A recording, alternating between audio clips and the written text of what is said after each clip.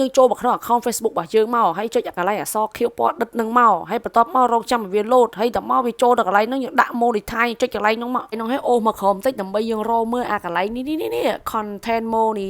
monetization ហ្នឹងចុចអាហ្នឹងតាមហ្នឹងមកបន្ទាប់មកចុចពាក្យ submit interest កន្លែងពណ៌អក្សរ Q ដិតហ្នឹងចុចតាមខ្ញុំមកបន្ទាប់មកយើងបំពេញចំនួនកន្លោន3កន្លោនទី1តោះចាប់ផ្ដើមរើសប្រធានបទដែលបងប្អូនត្រូវធ្វើថា Facebook បងប្អូននឹងចង់ធ្វើពី content ស្អីគេហើយបើមិនចេះទេយើងចុចយកតាមខ្ញុំមកក៏បានដែរគេឲ្យយើងរើសយក3ឥឡូវ1ឬក៏2ក៏បានដែរស្រេចចិត្តបងប្អូនយក3ក៏បានដែរហើយបន្ទាប់មកចូលដល់កន្លោនទី2ជាកន្លោនដែលយើងត្រូវបំពេញថាយើងចង់រកលុយតាមរយៈអីខ្លះ Facebook រូបភាពអក្សរ story post អីក៏បានលុយដែរចុចគ្រីសទាំងអស់មកបន្ទាប់មកចុចពាក្យដាននេះមកអូយសលុតបងប្អូនខ្ញុំបងប្អូនភ័យងល់ហើយឥឡូវចូលដល់កន្លោនទី3ណាបងប្អូនយើងត្រូវរៀបរាប់បរិយាយជាភាសាអង់គ្លេសថាអញ្ចេះបង Facebook ខ្ញុំចង់រកលុយជាមួយបងនេះបងប្អូនទៅ copy អក្សរហ្នឹងមកខ្ញុំដាក់នៅក្នុងខាងក្រោម comment ឲ្យបងប្អូនហើយណាបងប្អូន copy មកយកមកផាសចូលដល់ក្នុងកន្លោនទី3របស់យើងផ្លឹបមកគឺបានហើយ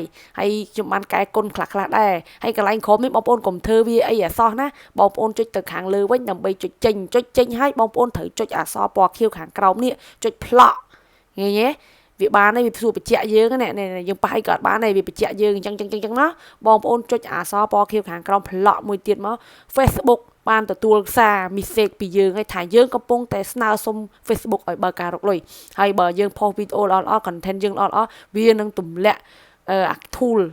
និយាយតែ tool បងប្អូនមិនសូវស្គាល់ទម្លាក់អាមុខងាររកលុយឲ្យយើងហើយបន្ទាប់មកចាំបងប្អូនចូល set up តាមក្រោយដាក់កុងធនាគារដាក់អីទៅលុយនឹងបានចូលកុងរបស់បងប្អូន